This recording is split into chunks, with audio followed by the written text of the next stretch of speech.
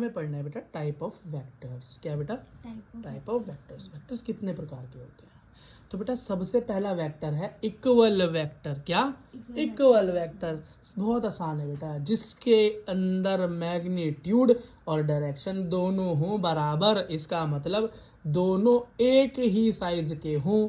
या ये मान लो अगर ये 10 न्यूटन की फोर्स है तो ये भी 10 न्यूटन होगा, ये 5 होगा तो ये भी 5 होगा, सब कुछ बराबर होगा, मैग्नीट्यूड और डायरेक्शन भी बराबर होगी, सेम डायरेक्शन में मूव कर रहे होंगे, वही है इक्वल वेक्टर। नेगेटिव वेक्टर क्या है भाई? नेगेटिव वेक्टर वो है जिसका मैग्नीट्यूड तो सेम है लेकिन डायरेक्शन अलग है। जैसे कि 10 रुपये तुम्हें भी मिले, 10 रुपये तुम्हारे भाई को भी मिले, लेकिन तुम तो गए पन्ना लाल की दुकान पे और वो गया हीरा लाल की दुकान पे, है ना? डायरेक्शन क्या हो गई? अलग अलग हो गई। अगला है बेटा पोजीशन वेक्टर। क्या है? Position vector. बेटा पोजीशन वेक्टर एक ऐसा वेक्टर है जो कि आपको किसी भी पार्टिकल की क्या बताएगा? एक्चुअल पोजीशन बता देगा। कहाँ? कार्टेशियन प्लेन पर। कार्टेशियन प्लेन पता है ना, एक्स वाई प्लेन, है ना? सॉरी गलत बना दिया भाई, एक्स वाई प्लेन पे या कार्टेशियन प्लेन पे बेटा आपको क्या बता देगा? उसकी एक्चुअल पोजीशन बता देगा, तो वो पोजीशन वेक्टर हो गया। याद रखना कहाँ से बताता है पोजीशन? हमेशा ओरिजिन से बताता है। क्या?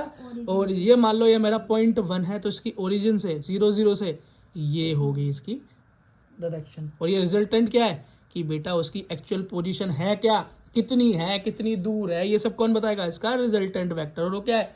R1। और कोई पॉइंट 2 है तो इसका रिजल्टेंट वेक्टर क्या होगा? R2। कोई दिक्कत?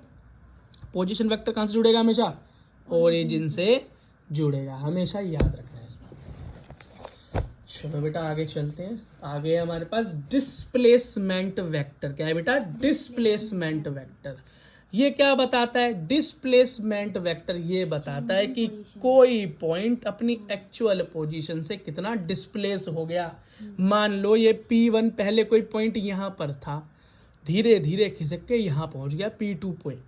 कोई पार्टिकल P1 पोजीशन पर था, कहाँ पहुंच गया? P2 पर पहुंच गया।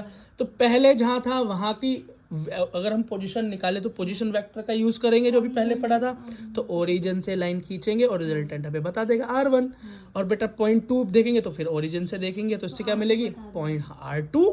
तो इससे क्या मिल गया? पॉइंट मिल गए। कि पॉइंट्स हैं क्या, पार्टिकल के पॉइंट है का कार्टेशियन प्लेन पे पोजीशन है क्या, और कितना मूव हुआ, कितना मूव हुआ, तो कितना डिस्प्लेसमेंट आया।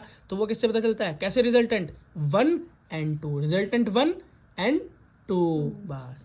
अब बेटा इसको निकालने का तरीका क्या है? इसको R1 और 2 मतलब 1 से 2 पर जो मूव हुआ उसे निकालने का तरीका ये है कि सेकेंड रिजल्टेंट में से फर्स्ट को माइनस कर देना, मतलब फाइनल माइनस इनिशियल कर देना, काम हो जाएगा। ठीक है बेटा।